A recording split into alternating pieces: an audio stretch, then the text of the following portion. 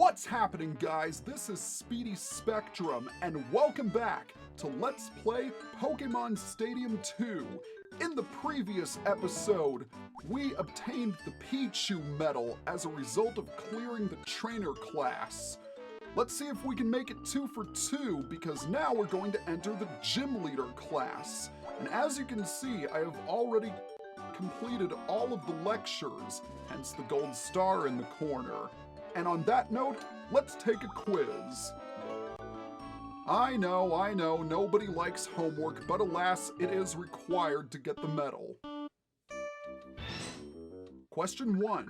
What would the damage multiplier be if Magneton is hit by a ground-type move? That would be times 4. Magneton is a steel and electric type. Question 2. If a Pokemon has a status problem, which condition can still affect it? It can still be affected by Attract. Question 3. Which of the following is Minimize's move type? It is a normal type move. Question 4. Gyarados learns which of the following set damage moves? It learns Dragon Rage. Question 5. Which Pokemon belongs to the same egg group as Chansey? I believe that's Clefable. Question 6. Which move is super effective against water-type Pokemon and can be learned by Flareon? Flareon can learn Zap Cannon. Next question, number 7. Psychic won't work against which Pokemon? It won't work against Sneasel because it's a dark type. Question 8. Which hold item is useful when using the normal type Curse? I believe that would be a Quick Claw because Curse lowers speed. Question 9. Ground type moves will not work against which type of Pokemon? Ground type moves don't work against flying types. Question 10. Which move could inflict only a quarter of the usual damage on poison flying type Pokemon? That would be bug types. And that is it, a perfect score. Good, because, dear God, I was nervous about some of those questions. Only 75% certain, but we still completed it 100%. And now for the more exciting portion of the test, the field test. This time around we have 5 opponents. So let's get to it. We're going to start off with Pokemaniac Joseph. If you can't tell the difference between a real status problem and one that's only similar, you'll never beat me. Really? Well, I beg to differ.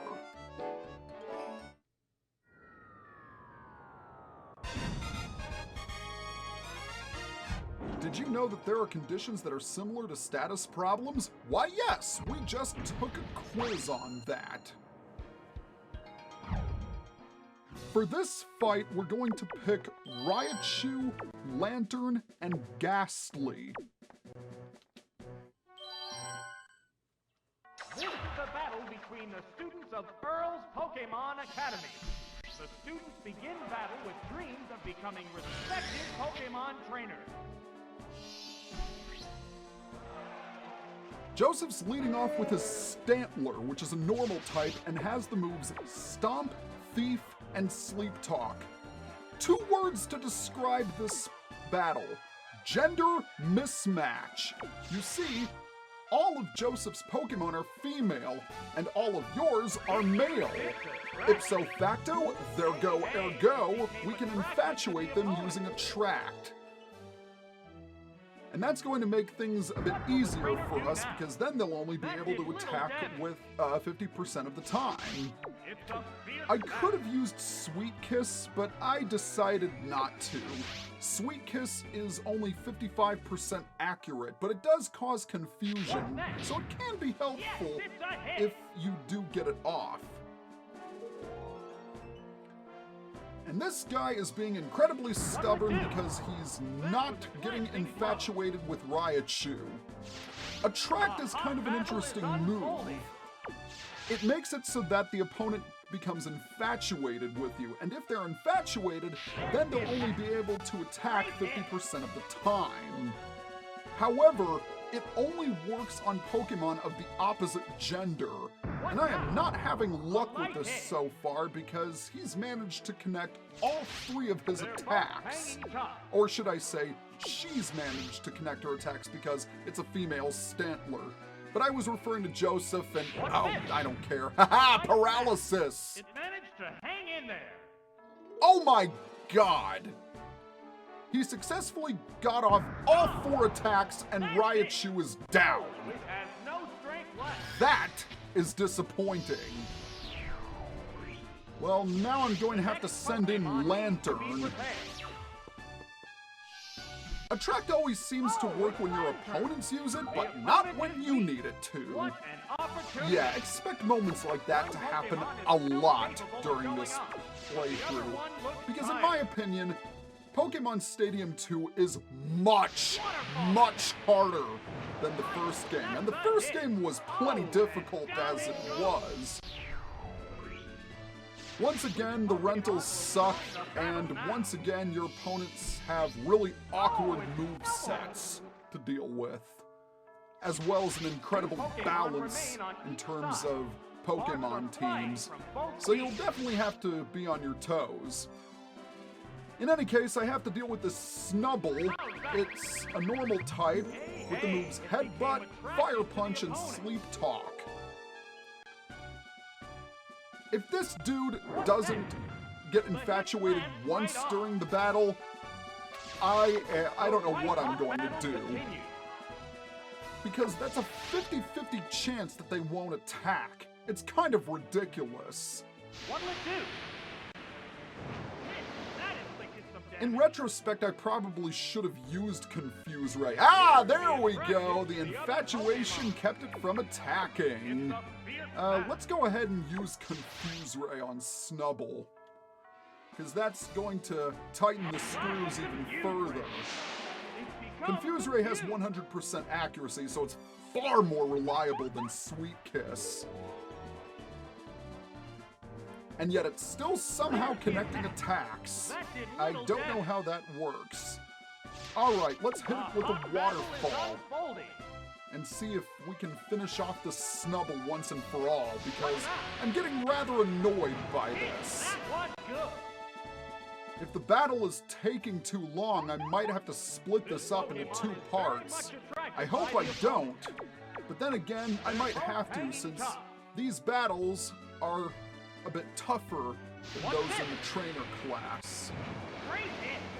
On an unrelated note, I saw the Pokemon anime episode where Ash, Misty, and Brock visit the Pokemon Academy in Violet City, and it was pretty funny because Earl danced and pirouetted around in a tutu, and Brock was so enamored with it that he dressed up in a tutu and pirouetted as well. It's a really funny episode. Alright, now we've got to deal with this Kangaskhan, which is normal type. Its only moves are Stomp, Bite, and Sleep Talk. Once again, the process remains the same. Attract, confuse, and then damage.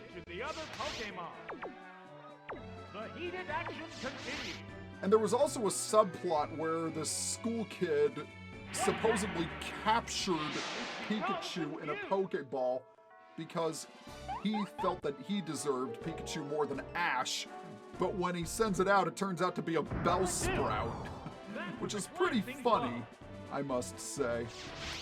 And just like the mainstream games, the pillar in the center of the Sprout Tower moves. You gotta love little touches like that. The Johto anime was a good one. In all honesty, it was one of the better animes. It was better than the Indigo League arc, and everything was better than the Unova arc. Good God, the black and white anime sucked. But that's another topic entirely. Right now, we've got to take care of this Kangaskhan before he grounds Lanturn. Knowing my luck, it will... Ha ha ha! But it's still attracted. You might not be confused anymore, but you're still infatuated, and that's good enough for me. Come on, Lanturn. Take it out. I believe in you. Oh, 10 HP left! Are you kidding me? And now Lanturn is defeated. How's that? He's only gotten infatuated like 2 times during this fight. Man, I am just getting hosed by the AI. Pokemon remains. One Pokemon remains indeed, and that is Gastly. Oh, it's Gastly. In theory, I should be able to do this. However, Kangaskhan does have Bite, and that is concerning. Remember, Bite is a dark type attack in this generation, so it's very much super effective against Gastly. Alright, now that I've infatuated this Kangaskhan, the next step is to put it to sleep with hypnosis. Once that is done, I can then finish it off with Dream Eater. Ha! You did fall asleep. Good. Very, very good. Now let's finish you off once and for all with Dream Eater. Holy mackerel! That fight was annoying because the infatuation did not work in my favor. Of course, when you battle Whitney in Gold, Silver, and Crystal, it always seems to work in her favor. I ranted on about that earlier in the video. I don't need to rant on about it anymore. But still, he knocked out 2 of my Pokemon. I have to give him credit. I don't want to lose like this. I was worried that I was going to lose like that. You certainly gave me a harsh lesson on Pokemon conditions. Sniff. Well, so did you, buddy. So did you. Let's go ahead and fight the next student, Kimono Girl Naomi. I shall lead with Murkrow, then follow with Ghost Pokemon. How will you vanquish such a diabolical team? Well, vanquishing your team is exactly what we shall do. My starting Pokemon will be Murkrow. Well, it's good to know that she's telegraphing her, strategies. For this fight, we're going to lead off with Primeape, and we're also going to choose Politoed and Poliwhirl. This is a battle between the students of Earl's Pokemon Academy. The students begin battle with dreams of becoming respected Pokemon trainers. True to her nature, she did lead off with Murkrow. Its only attack is Feint Attack. Now, the reason I decided to lead off with Primeape is because I want to use Thrash. Combatants face each other. Thrash is an attack that, when you use it, you'll be locked into using it for 2 to 5 turns. But once it expires, you will become confused. However, Primeape does have really good physical attacks, so in theory I should be able to defeat this Murkrow. And Murkrow's Feint Attack is a dark type attack. Aha! There we go! Ordinarily I would have gotten confused, but that confusion has been cured thanks to the Bitter Berry. And therein lies the secret of winning this fight. Oh, critical hit! Are you serious? Well, as I was saying earlier, knowing your attack item combos is the key to winning this battle. Great hit. The heated action continues. Honestly, I was hoping that the Thrash would have gone on a little bit longer. What's next? But as long as I can get rid of Murkrow, that's good, and I do. Most excellent. Oh, knockout. Unlike the last fight, I am expecting Primeape to faint, especially considering that she now has Gengar out on the field. Gengar is a ghost Pokemon, and it is armed with the moves Toxic, Dream Eater, and Frustration. I might as well keep Primeape out because it doesn't really have any further use for this battle. Gengar's attack is Frustration, which deals more damage if the Pokemon hates you. And honestly, who would want that? Pokemon are your friends. Okay, I'm going to send in Poliwhirl for this. The next Pokemon is ready. Poliwhirl is going to be pretty helpful because Poliwhirl just so happens to be armed with Belly Drum. And therein lies my ticket to victory. Belly Drum is an attack that cuts your HP in half and has a very cute animation, I must say. However, it maximizes your physical attack, and that's going to be useful because Gengar's poison type is going to leave it vulnerable to Mud Slap. Even though Mud Slap has an abysmally low base attack of 15, it should be more than enough to take care of this Gengar. And I'm fairly certain I can tank another frustration. But on my next turn, I'm gonna go ahead and use Rest. Haha! Poliwhirl, you survive with 8 HP. You are awesome. And so is that swirl around your... Oh, 1 HP? Are you serious? How did that happen? Oh, man. I was counting on Gengar to croak. Haha, you missed. Thank you, Mud Slap's accuracy lowering secondary effect, whatever you call it. It used a mint berry on And it. Poliwhirl has a mint berry, which means it instantly wakes up from resting, which is really nice.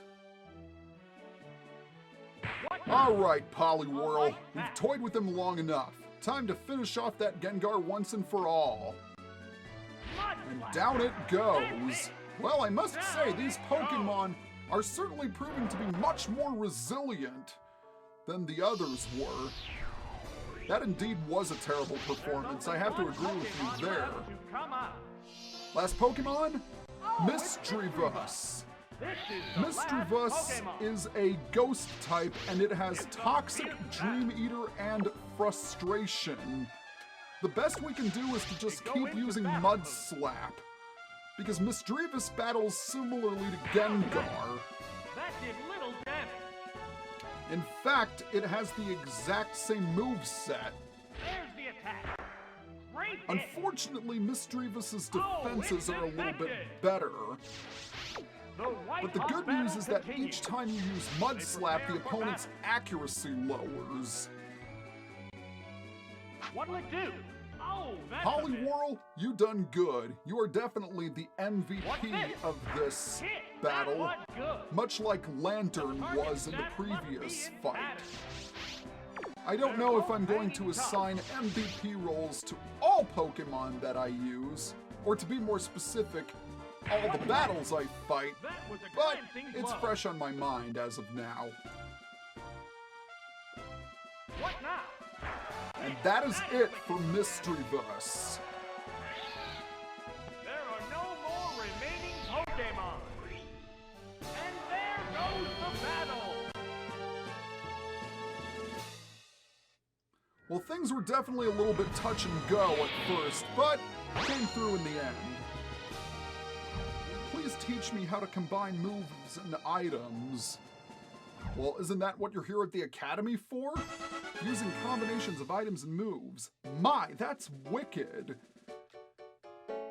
Thank you. I have never been called that before.